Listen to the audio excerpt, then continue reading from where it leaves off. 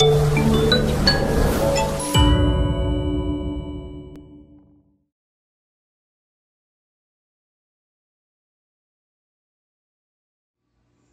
aí pessoal, tudo certo? Mais uma aula de geografia aqui para vocês.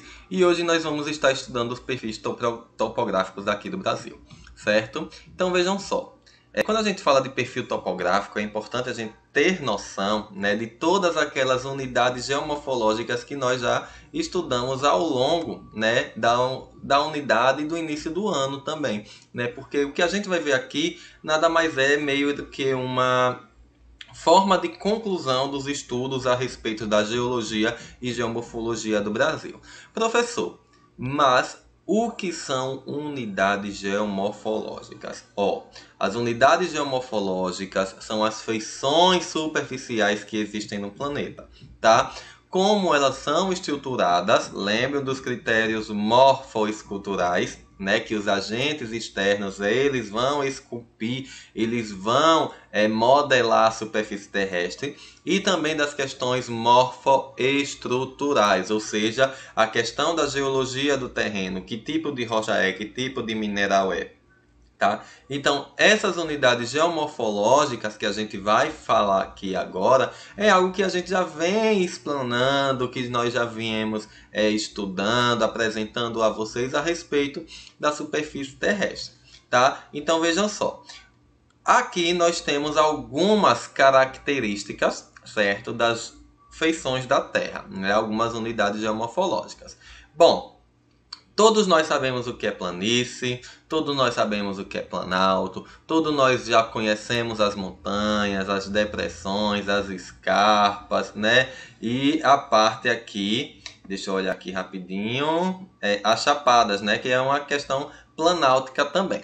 Vejam só, por que é importante a gente entender essas questões geomorfológicas para entender os perfis topográficos? Porque nós precisamos, né, reconhecer como é o desenho, como é o recorte da estrutura superficial da Terra, tá? Então, fazendo aquela revisão geral, né, do que a gente já viu, a planície, áreas planas e baixas, né, que vai ter uma variação de 0 a 100 metros. Os planaltos, regiões altas e planas também, tá? Vejam, essas planas, né, altas e planas, elas podem ter feições tabulares ou não. Isso aí a gente vai ver um pouco mais à frente, tá? As montanhas, que aqui no Brasil não tem, mas são as porções mais elevadas da superfície terrestre, que pode atingir aí como a questão do Monte Everest, né, que tem uma altitude aí superior de mais de 7.000 metros, 8.000 metros de altitude, né? As escarpas, que são os paredões abruptos que existem nas regiões de planalto, e as depressões, que são áreas rebaixadas entre áreas altas, e as chapadas, né, que são relevos tabulares que estão isoladas ou em planícies ou em áreas depressivas. E aí a gente tem essa configuração aqui da geomorfologia local. Bom, claro, de um modo geral.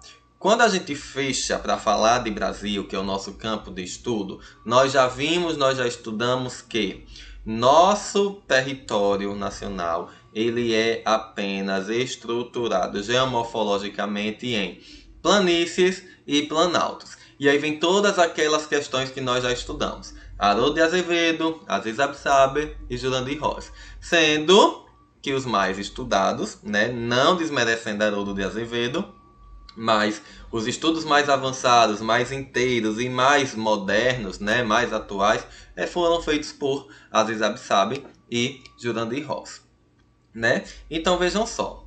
No Brasil aqui nós temos as regiões planálticas.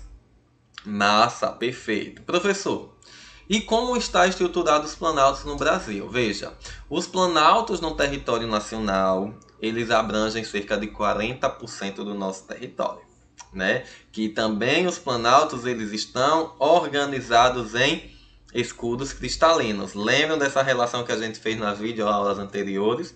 Então, essa organização, certo, vai garantir toda a estrutura planáltica do Brasil.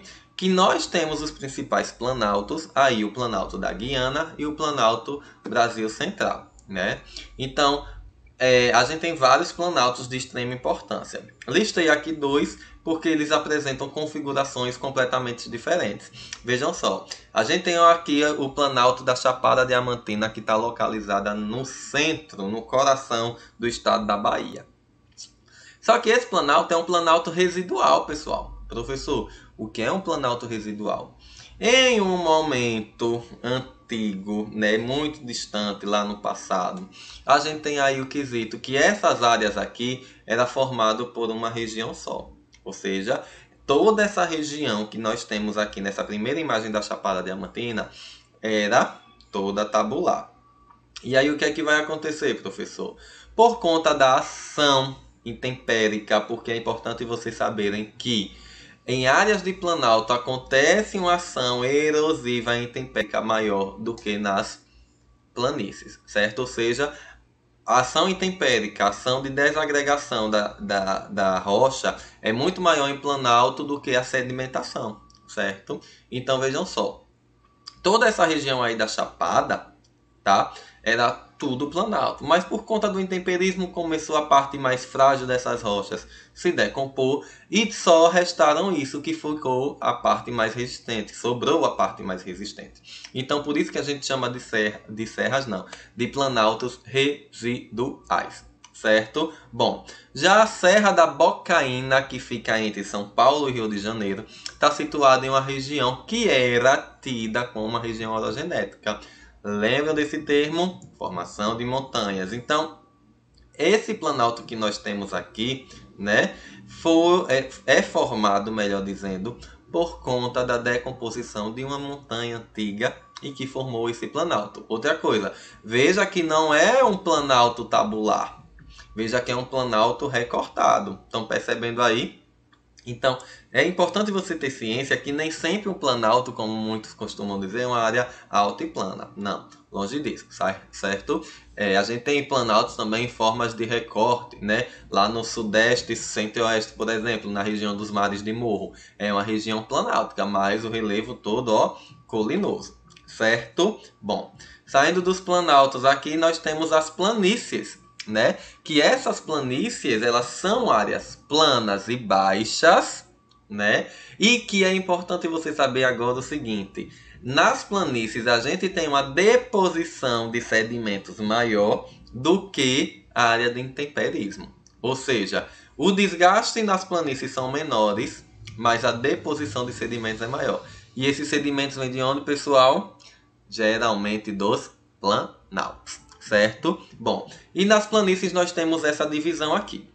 As planícies, elas podem ser costeiras, como é o caso da nossa cidade aqui de Aracaju. Vejam que essa foto aérea aí mostra um terreno completamente plano, sem elevação, sem mudança no perfil topográfico nenhum.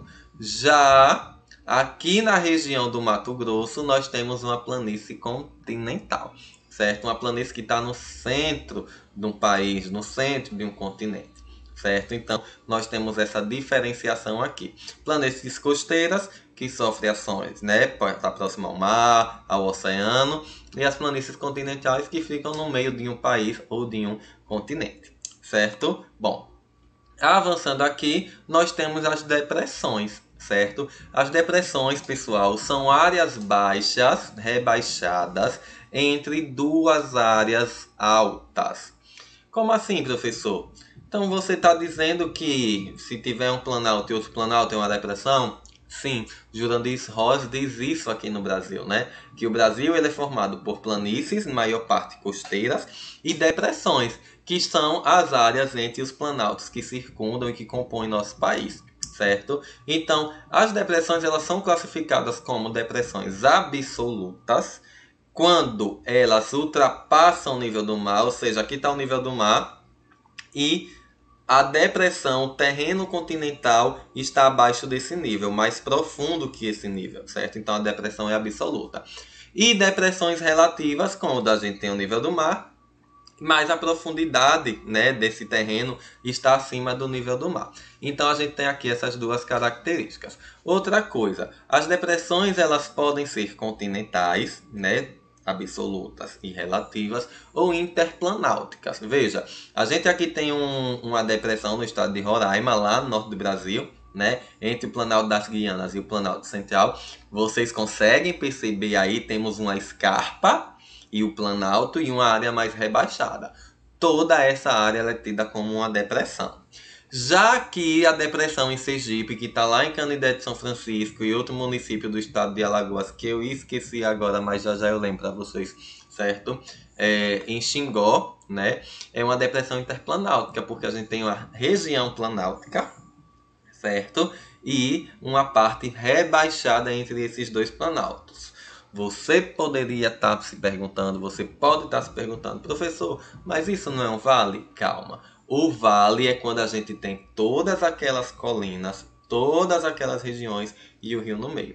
A gente está falando de um estudo de terreno, uma área bem maior, certo? Bom, então as características das depressões são essas, tá? E vamos entrar no assunto da aula de hoje, que é importante para a gente compreender aí as questões dos perfis topográficos. Vejam, primeira imagem. Professor, o que é que isso representa? Quando a gente vai estudar um perfil topográfico, a gente tem que saber, inicialmente, que estamos estudando uma área super gigantesca, certo? E que ela é cortada verticalmente. Como assim verticalmente? É como se a gente estivesse vendo aqui, né? Tendo uma visão ampla do terreno e nós fizéssemos um recorte no sentido vertical. Certo? E aí a gente consegue entender e compreender como é feito toda essa estrutura, certo? Então, a gente precisa muito ter aquela noção de como são as feições geomorfológicas do terreno. O perfil topográfico geralmente são mapas, né? Que são obtidos a partir de estudos ou de aerofotogrametria, ou de mapas hipossométricos, ou de mapas de curva de nível, que a gente vai ver que as curvas de níveis também é uma forma de representação topográfica, né, de perfil topográfico. E aí a gente tem o seguinte, né, nesse mapa aqui, nesse infográfico aqui, a gente tem a noção da altitude do terreno, né, e as rochas que compõem esse terreno. Então a gente tem o seguinte, rochas sedimentares e vulcânicas, pessoal. Quando a gente tem rochas sedimentares, consequentemente, a gente está falando de bacias sedimentares. Então, consequentemente, fica subentendido que estamos falando de terrenos baixos, né? Já as rochas cristalinas, de áreas planálticas. Certo? Então tenham em mente isso, porque se cair numa questão de vestibular, de Enem, vocês conseguem deduzir qual é a região. E aí ele faz um recorte que sai do Planalto Sul, Sudeste, Leste, Sudeste e vai até o Pantanal Mato Grossense. Então a gente tem todas essas feições, né? Ali, planície, a gente tem Planalto Chapada da Bacia do Paraná, uma depressão periférica, olha aí, né? Um terreno baixo entre dois planaltos, tá? Então a gente tem aqui toda essa característica. Outra imagem, né? Olha lá, mostrando a altitude em questões de 1000 metros, né?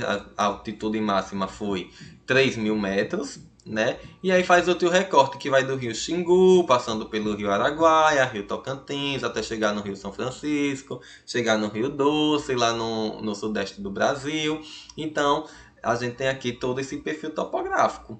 Professor, dá para a gente identificar quem é quem aí? Claro que dá, certo? Veja ali onde tem rio Xingu. A gente consegue deduzir que é uma planície. Onde tem rio Araguaia? Planície. Rio Tocantins, consequentemente, pode ser uma depressão. Tá vendo que é uma área baixa entre duas áreas altas? A mesma coisa do rio São Francisco ali, tá vendo? Entre áreas baixas. Então a gente tem essas características que nós conseguimos perceber, certo? Numa análise de perfil topográfico. Bom, e aí a gente tem a questão das curvas de níveis. O que são as curvas de níveis, professor? São linhas que, formato circular, né? Que vai representar a forma de relevo e sua estrutura altimétrica. Gente, geralmente as linhas mais largas, quanto mais larga a linha for, geralmente, não é sempre, tá? Elas vão representar a base desse terreno, certo? Então, se a linha é grande, a base é grande. Se a linha é estreita, a base é estreita. Mas vejam, o que é que acontece aí? À medida que as linhas elas vão diminuindo, né, o terreno vai se fechando. Então, é meio que funciona desse jeito. Tem outros exemplos que vocês vão conseguir perceber a diferença, certo? Outra coisa, quando vem as linhas circundando cada terreno, vai representar uma altitude diferente, tá? Veja, 0. 0 de altitude representa praticamente o mesmo nível do mar, né? 20 vai aumentando, 40, 60. Então, é nesse nível que a gente consegue perceber e estruturar melhor, certo? As curvas de níveis. Olha lá, outro tipo de exemplo, né, de mapa de curva de nível. A gente tem aí agora duas estruturas, estrutura A e estrutura B, né? Então, veja lá, né, a base, a linha super larga, e depois a gente tem dois conjuntos de curvas de níveis, que ambos eles vão aumentando à medida que a linha diminui. Mas percebam que um é 250 no topo e outro é 200 no topo. Então, consequentemente, um terreno é maior que o outro, certo? E aí vocês conseguem perceber essa diferença já lá no último exemplo, né? O mapa de curva de nível e já o perfil topográfico desse terreno, certo? Então, as curvas de níveis são importantes, as curvas de níveis são grandes, né? Como é que eu posso dizer? Instrumentos para avaliação e consulta de um terreno local em termos de perfil topográfico. E outra coisa importantíssima que vocês precisam saber é que essas curvas de níveis caem bastante no Enem vestibular, certo? Então fica aqui esse critério para vocês. Então terminamos aqui essa análise geomorfológica, geológica, perfil topográfico do Brasil, certo? Muito obrigado pela atenção de vocês e até o nosso próximo encontro.